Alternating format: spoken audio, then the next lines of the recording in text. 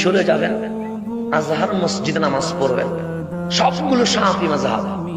জিজ্ঞেস করবেন তারাবি কত, বলবেন 20 রাকাত। ঠিক তেমনি ভাবে মিশরের একটা গ্রাম আছে, তার নাম উকসুম, যেখানে হাত ছেড়ে দিয়ে নামাজ পড়ে, তাদের নাম মালিকি। জিজ্ঞেস করবেন তারাবি কত, ওরা বলবে 20 রাকাত। ইমাম সুদাইসি, উনি হাম্বলি মাযহাবের, ওনাকে আমি নিজেই জিজ্ঞেস করেছি তারাবির নামাজ কাম রাকাত, কয় রাকাত? উনি বলে 20 রাকাত। তাহলে হানাফিও বলে 20, শাফিও বলে 20, মালিকিও বলে 20, হাম্বলি বলে 20। সাইডের মাযহাবের ফতোয়া সাইডের রকম না একরকম? কিরে তোমাদের নাম ভিন্ন ভিন্ন, ফতোয়া একরকম কেন?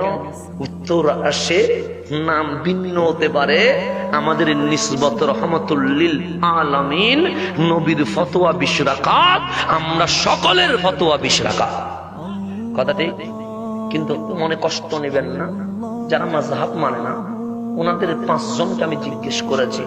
একজনকে জিজ্ঞেস করলাম তারাবি কত, উনি বললেন সহিহ হাদিসে 12 রাকাত। সহিহ হাদিসে কত?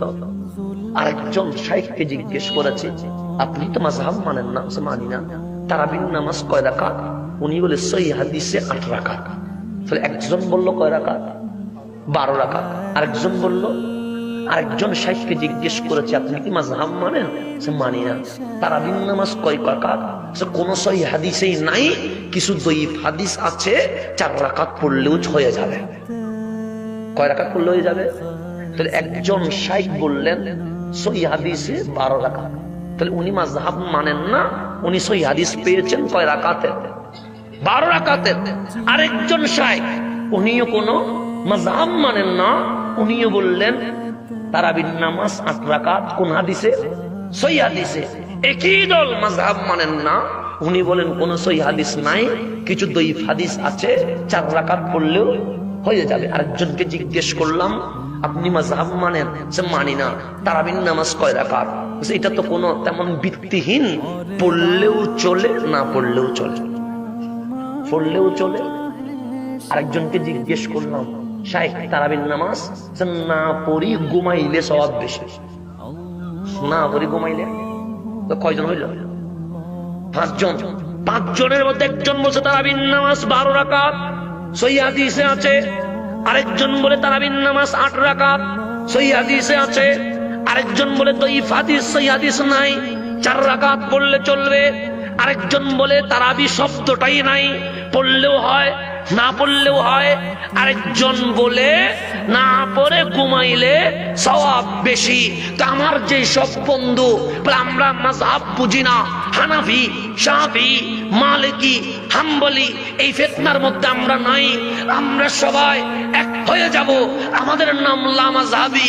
তো আমি প্রশ্ন করতে চাই, বন্ধু আপনি চান মাযহাব মুছে যাক, সবাই একরকম আমল করুক, তা আপনারা 5 জনে যদি 5 রকম ফতোয়া দেন, মানুষ মানবে কোনটা? আপনারা কয়জনে?